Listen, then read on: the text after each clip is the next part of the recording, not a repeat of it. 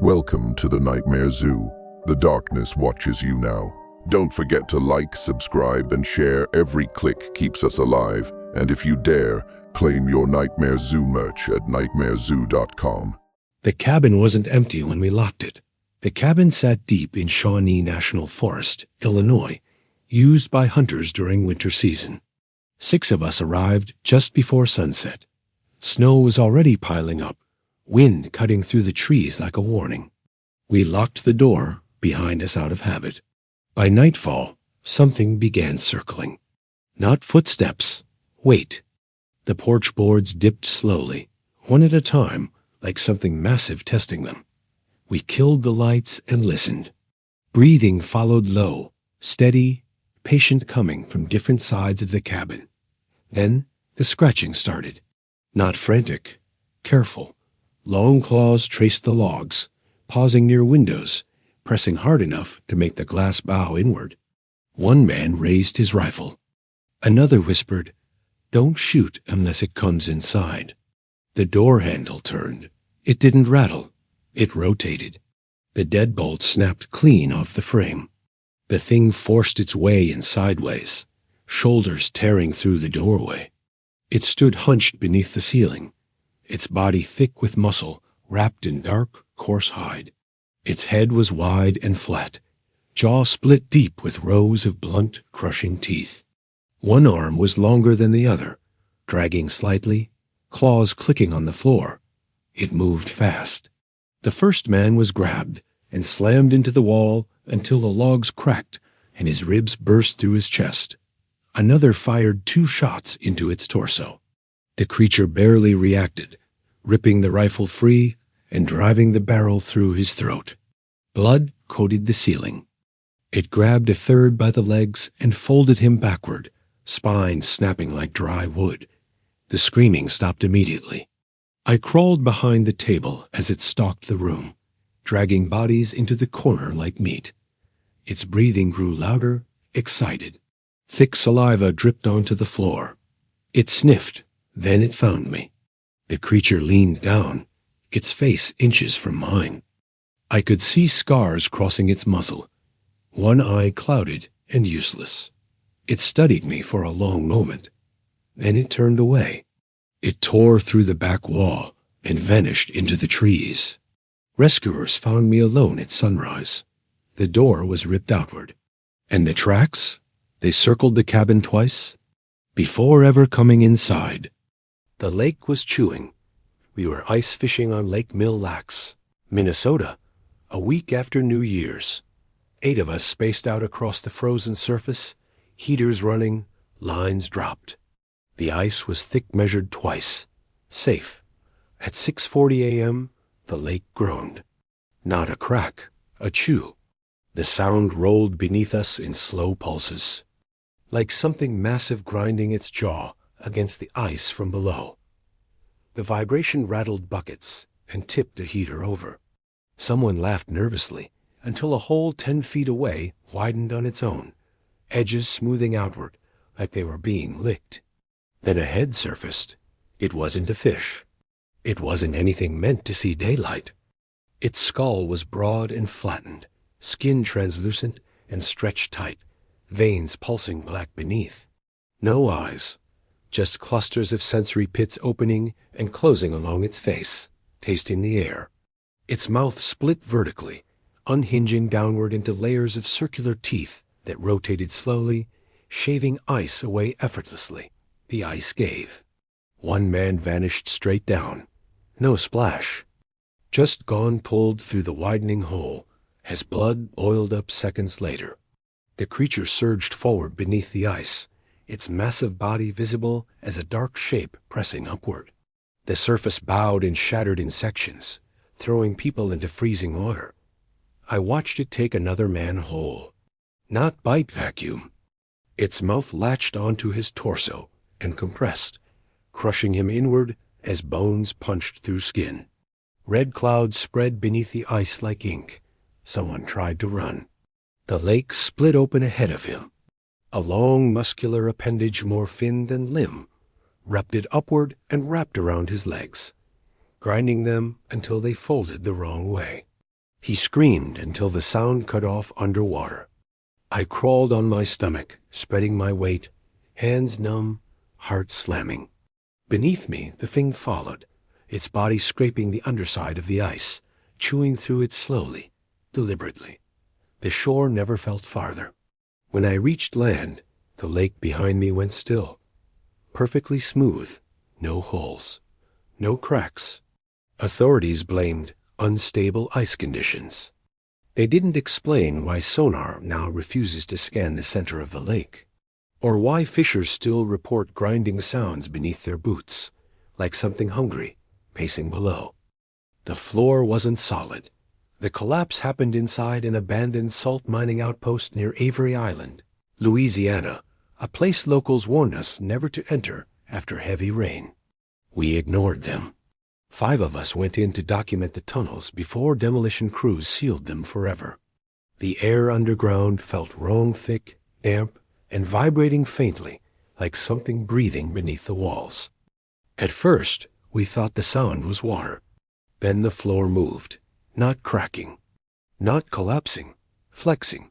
The concrete bowed upward beneath our boots, bulging like muscle under skin. One man screamed just before the ground split open and swallowed him waist first. Something yanked him down so fast, his spine tore free with a wet pop, spraying blood across the tunnel walls. The creature rose with him. It wasn't a worm. It wasn't an insect. It was a massive, segmented thing, wider than a truck, its body plated in overlapping slabs of black, wet, mineral-like armor. Each segment flexed independently, grinding against stone. Dozens of jointed limbs erupted from its sides, not legs, but hooked, barbed anchors that stabbed into walls and ceilings to pull its bulk forward. Its head was blunt and circular, opening outward like a crushing press, lined with rotating teeth made of stone and bone fused together. Inside churned slurry blood, salt, and shredded remains. It slammed one man against the tunnel roof and ground him into paste, a sound like rocks fed through machinery. Another tried to run. The creature fired a thick, pressurized jet of brine and blood that skinned him alive in seconds, leaving him screaming and boneless on the floor. The tunnels collapsed behind it as it advanced. I dove into a side shaft, barely wider than my shoulders. The thing scraped after me, its limbs punching holes through stone, dragging itself closer with horrible patience. Its body shed fragments that kept moving, twitching independently, sealing exits behind it. I crawled until daylight burned my eyes. Behind me, the tunnel sealed itself with crushed rock. Rescue teams later found the mine floor smooth again, as if nothing had ever broken through, except for the missing people, and the salt deposits stained dark red beneath the earth. Something learned our voices. We were filming night audio deep in Hoosier National Forest, Indiana, testing new microphones near an abandoned fire road. 4 of us, no campfire. No talking after dark, just listening. At 9:12 p.m., we heard footsteps matching our pace slow, careful, staying just beyond the tree line. Not circling, following. I whispered for everyone to stay still. The footsteps stopped. Then my voice spoke from the woods behind us. Don't move. Same tone, same breath pattern, same hesitation before the words. It even sounded scared. My stomach dropped. I hadn't spoken out loud. Another voice followed my friend Aaron's, calling my name, begging me to help him. But Aaron was standing right next to me, pale, shaking, both hands visible. Something heavy shifted in the darkness. Branches bent downward, not snapping, like weight being placed carefully. The smell hit next hot iron and rot. We backed toward the truck. That's when it stepped into the spill of our headlights. It stood taller than the hood, hunched, its torso thick and swollen, like layered muscle stacked wrong. Its skin looked burned and blistered, split in places where dark fluid seeped. Its neck was too short, forcing its head forward, a flattened shape with no eyes, just slits that opened and closed as it listened. Its mouth stretched sideways, lips pulled back to reveal dense, square teeth meant for grinding, not tearing. It spoke again. This time it used all our voices at once. The sound made my ears bleed. It rushed us. Aaron didn't make it 2 steps. The thing slammed him into the truck so hard the metal caved inward, then bit down on his shoulder and ripped his arm free in a single violent twist. Blood sprayed across the windshield as it shoved the body aside like trash. We ran. Behind us came heavy impacts, not chasing blindly, but predicting where we'd turn. It cut us off, crashing through brush without slowing, repeating our screams back at us in broken fragments. One of us tripped. The thing dropped on him, pinning him flat, jaws working until the sounds underneath stopped. I dove into a ravine and lay submerged in icy water as it searched above me, mimicking my sobbing breath, closer and closer. Eventually, it left. Authorities found only 1 truck door bent inward, and 3 trails of blood dragged in different directions. They ruled it an animal attack. Animals don't practice voices. The lodge didn't lock from the inside. We were 6 hunters staying at an old timber lodge deep in Monongahela National Forest, West Virginia, opening morning after New Year's. Snow buried the roads behind us. No cell service, no nearby towns. Just trees, guns, and a stove that barely kept the cold out. The first sign something was wrong came at dawn. Fresh blood streaked the snow outside the lodge door. Not sprayed, dragged. Long, uneven smears led into the trees, then stopped abruptly, like whatever made them had lifted straight up into the branches. By noon, the knocking started. Not loud, not desperate. Slow, deliberate taps against the walls. Always moving. One side of the lodge, then the other. Never staying long enough to see. At dusk, the generator died. That's when we heard it inside the walls. Something massive shifting between the logs. Wood groaned inward. Dust sifted from the ceiling as if weight crawled above us. Then a sound like wet hands pulling free from mud. The door handle turned. We hadn't unlocked it. The thing forced its way in with a snap of wood and screaming metal. It was huge, wider than the doorway, shoulders scraping beams. Its body looked molded from muscle and scar tissue, skin stretched too tight and split in places where bone pressed outward. Its head was blunt and malformed. No snout, no human face, just a jaw packed with broken, uneven teeth that clicked constantly, like it was counting us. It moved fast. One man was lifted off the floor and folded backward until his spine snapped loud enough to echo. Another tried to fire. The shot tore into its chest and barely slowed it. The creature slammed him into the wall until the logs cracked and his skull burst. Blood sprayed the ceiling. I ran for the back room as screams cut off one by one. The lodge shook with impacts. Something heavy dragged across the floor, followed by chewing wet, violent, impatient. I hid behind shelves, holding my breath as it sniffed the air. Thick strings of saliva dripped through the doorway. Its fingers too many joints. Nails like split antlers scraped the wall inches from my face. Then it stopped. Silence. At sunrise, rescuers found me alone. The lodge door was splintered outward. And the blood trails? They led into the forest. The January Watcher. I never believed in legends. Until January 1st on the edge of the Allegheny National Forest. My cousins and I spent New Year's Eve around a campfire near an old Ranger Lookout tower, laughing off ghost dailies.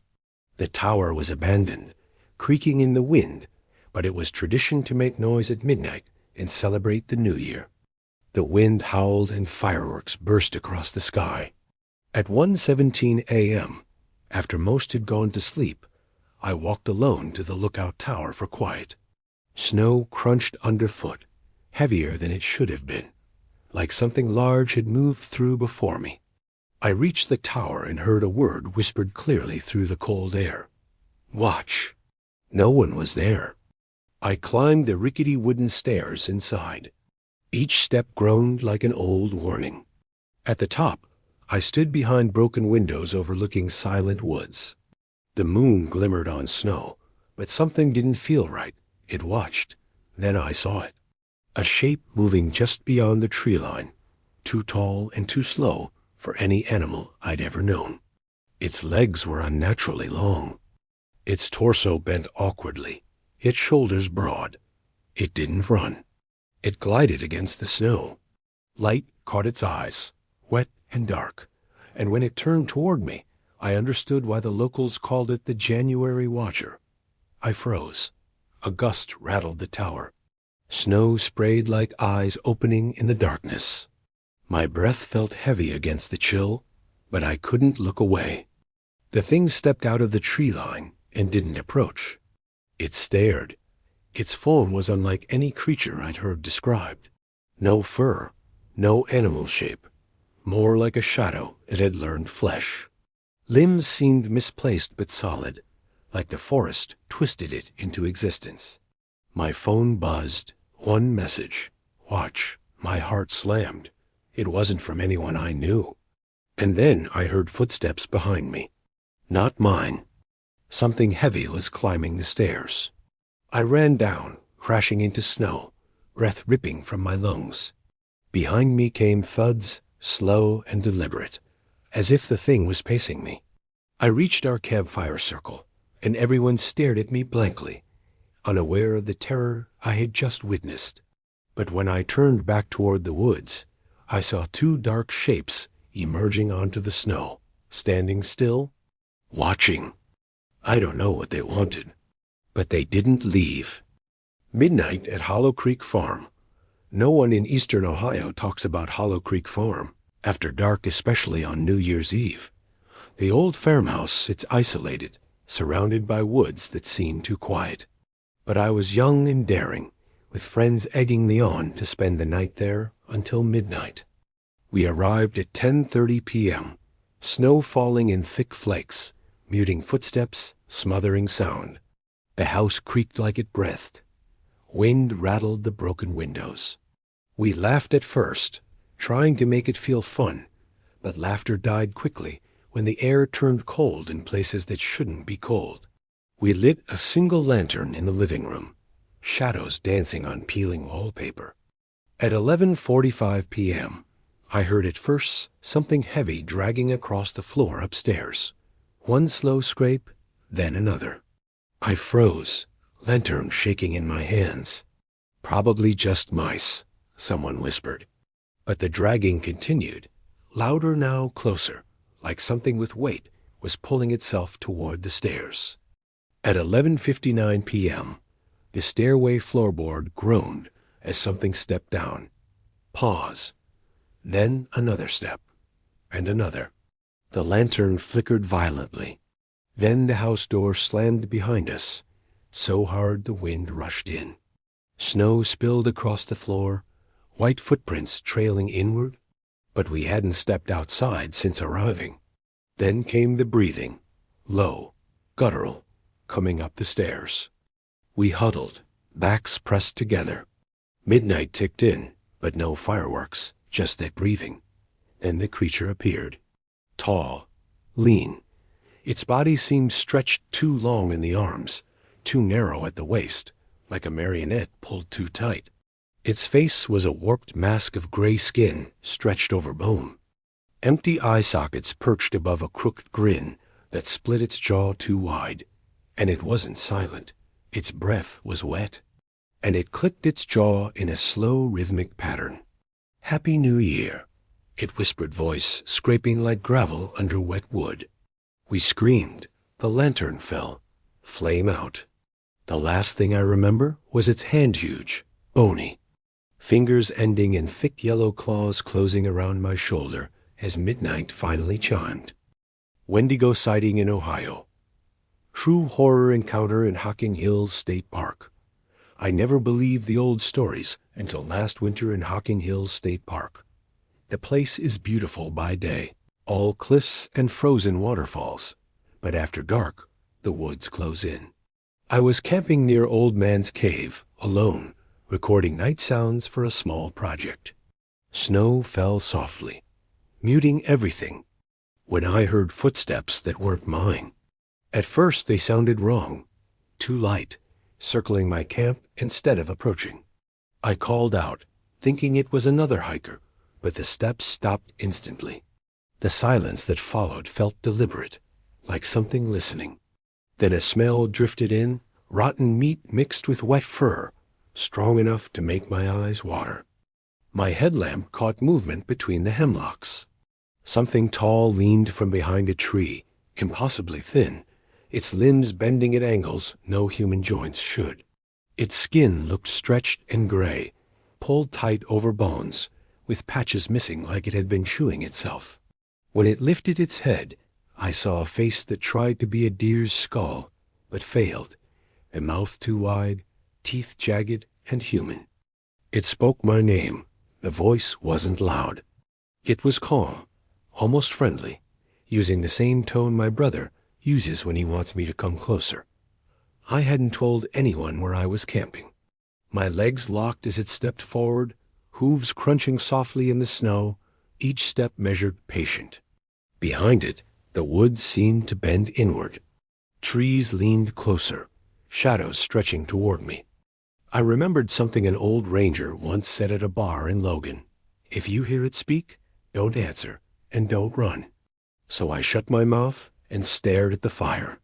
The thing hissed, annoyed, and took another step. The fire flared suddenly, sparks snapping upward, and the creature recoiled like it had been struck. It let out a sound I can only describe as hunger mixed with rage, then melted backward into the trees, limbs folding the wrong way as it vanished. I didn't sleep that night. At dawn, I found tracks around my camp, deep, split impressions that started in the woods, circled me, and ended at the cliff's edge. There were no tracks leaving. The park was quiet again, but I know what watches those trails after dark. If you hike Hocking Hills in winter and hear your name carried on the wind, don't answer. It already knows you're there. I left Ohio shaken, knowing legends walk here, hungry, patient, and closer than anyone admits still. Can you survive a night with the dogman? The abandoned logging road was silent, deep in the thickest part of the Huron-Manistee National Forest. We'd seen the crudely drawn signs, "Do not camp," "Keep dogs close," but Jake and I were veterans of the deep woods. We laughed them off as local folklore. We shouldn't have laughed. Midnight brought the familiar sound of the wind, but it also brought a smell. I zipped my sleeping bag up to my chin, trying to ignore it. "Did you hear that?" Jake whispered, his voice thin. I strained my ears. Thump, scrape. I reached for the pepper spray, my heart hammering a frantic rhythm against my ribs. We were 300 feet from the truck, which suddenly felt like 300 miles. The dragging sound stopped directly behind our nylon tent. Then came the breathing. It was heavy, deep, guttural, a pressurized hiss that made the tent fabric vibrate. It was breathing with a force and depth that was definitely not human, and definitely not a bear. It smelled like death and dirt. Jake scrambled for his knife. "Get the light." A claw, thick as my wrist, ripped vertically down the side of the tent. The sound was deafening. The moon spilled in, illuminating the tier and the massive shadow leaning over us. The creature was bipedal, towering. Its muzzle was long, its teeth like polished daggers, and its eyes burned with a predatory yellow light. It was pure muscle, covered in matted, dark fur, standing easily 7 feet tall. The joints of its legs bent backward, giving it a hunched, terrifying posture. It snarled a sound that combined a wolf's howl with a pig's squeal, the ultimate noise of raw, intelligent hunger. It ripped the entire side of the tent away, its immense paw sweeping Jake up instantly. Jake didn't even have time to scream. There was a wet, sickening snap followed by a brief, muffled struggle. I scrambled backward, kicking out of my sleeping bag and tripping over the gear, trying desperately to crawl toward the open flap. The dogman paid me no attention. Its focus was entirely on its prey, hunched low, its terrible silhouette framed by the pine trees. I got to my feet and ran blindly into the woods, the sound of tearing canvas and the low, guttural feasting drowning out my panicked gasps. I never saw the creature chase me. As I fled, I kept looking over my shoulder, seeing only shadows. It didn't need to chase me. It knew I was already gone, running away from the quiet, dark spot where I'd left Jake. And as I ran toward the lights of the distant highway, I realized I had just survived the night, but the dogman was still back there, waiting. 4 screaming seconds. The nightmare encounter with the Wendigo. The wind was a starving thing, whining around the edges of the tiny aluminum cabin. We were ice drilling north of Lake Superior, a forgotten stretch of Canadian wilderness, 300 miles from the nearest town. It was 3 a.m. I was checking the seismic monitoring equipment when the temperature plunged, not gradually, but instantly, like someone had opened the door to space. My breath froze mid-air. Then came the smell. It was the stench of a butcher shop floor, left baking in August, coppery, rotten, and intensely wrong. I grabbed my flare gun and shone my flashlight out the rear window. The beam cut through the heavy snowfall, illuminating the tree line 50 yards away. Nothing. I was turning back to the equipment when the snow outside my window moved. It wasn't wind. Something impossibly tall detached itself from the shadows, its limbs like splintered birch branches, thin and reaching. It was pale gray, practically translucent, and its skin was pulled taut over its skeleton, visible and starving. Its head was skull-like, crowned with warped, sharp antlers that scraped the lowest branches. Its eyes were the worst part, sunken, yellow embers glowing with an ancient, frantic hunger. That's when the 4 screaming seconds began. It let out a cry that wasn't a roar or a shriek, but a sound of pure, endless starvation. It was high-pitched, vibrating inside my skull, mimicking the sound of my own panic attack, and laced with an inhuman, rattling clatter of teeth. In a single impossible bound, it covered the 50 yards to the cabin. I didn't see it move. It simply arrived. It slammed its skeletal, razor-tipped hand against the aluminum wall beside my head. The force was enough to dent the metal inward, throwing sparks. I fired the flare gun directly through the window glass, aiming for its chest. The flare hit the creature, bursting into blinding magnesium light and smoke. It didn't scream. It didn't recoil. It just paused, its yellow eyes burning through the smoke, its mouth wide in a silent, predatory grin.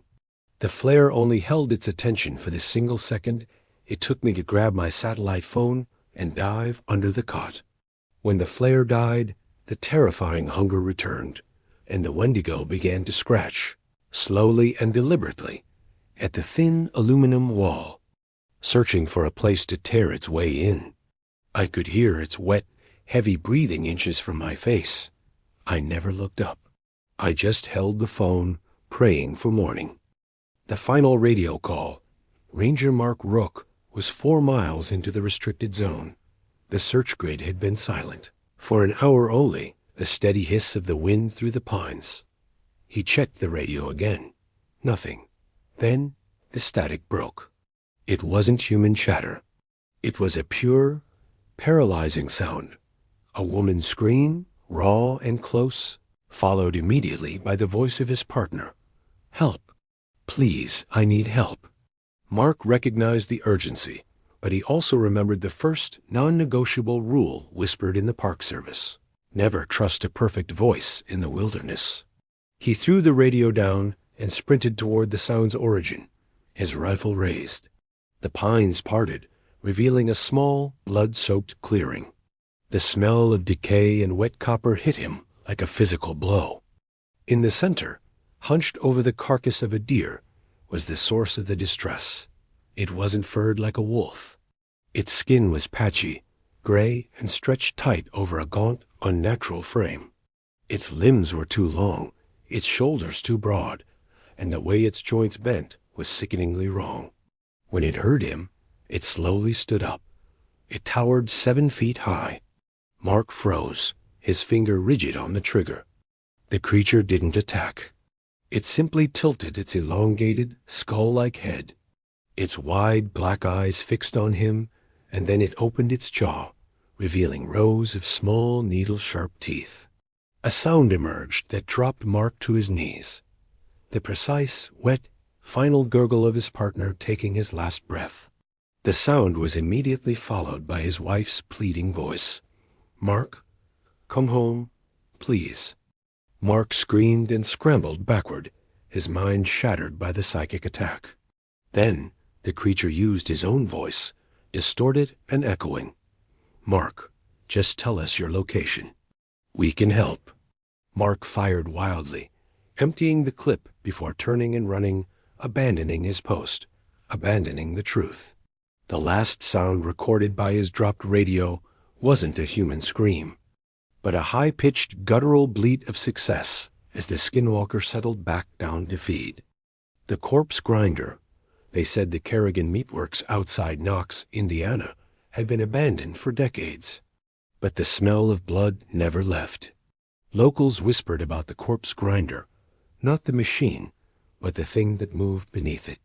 In 2022, a YouTuber named Jake Weller and his friend Matt Boyd broke in to film one last exploration video. They never uploaded it, but the police found their camera. The footage begins with laughter, the beam of a flashlight cutting through hanging hooks and rusted chains. The floors glisten with something black-red. Jake says, "That's not oil." The smell hits next, sweet and rotten. Then a noise from below, a deep, wet grinding, slow and steady. Matt whispers, "That's not wind." They follow it to a room with a gaping drain in the center.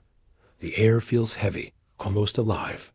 Jake crouches, points the light inside, and sees movement. Not a rat. Not water. Flesh. Something stirs and slides up the drain, like a newborn forcing itself through skin. It isn't one creature. It's many fused together. Faces and arms and ribs all blended, melting, twitching. The flashlight shakes as Jake gasps. "Is that people?" The thing answers with a gurgling hiss that sounds almost like a word. Then it moves. It drags itself forward with twisting limbs that stretch and snap, smearing blood across the floor. Bones grind together. Muscles tear and stitch themselves anew. One of the faces, a woman's, opens her mouth and screams, "Help me," before another face bursts through her throat. Matt bolts. Jake stays. The camera catches him shaking, whispering, "Oh my God, it's feeding on itself." The creature lunges. Jake runs, but it fills the hallway like liquid flesh, crawling over walls and ceiling. You can hear his screams, the sound of bones breaking and wet crunching before the footage cuts. When police found Matt wandering the road the next morning, he was covered in blood and muttering, "It eats them and keeps them." The building was sealed off. Investigators found piles of human remains fused together and a single wall that pulsed like it was breathing. Weeks later, the grinding started again. Locals say you can still hear it when fog rolls through the cornfields. A slow, wet churn. Some swear they hear Jake's voice mixed in, calling for help. The corpse grinder never stopped. It just grew hungrier.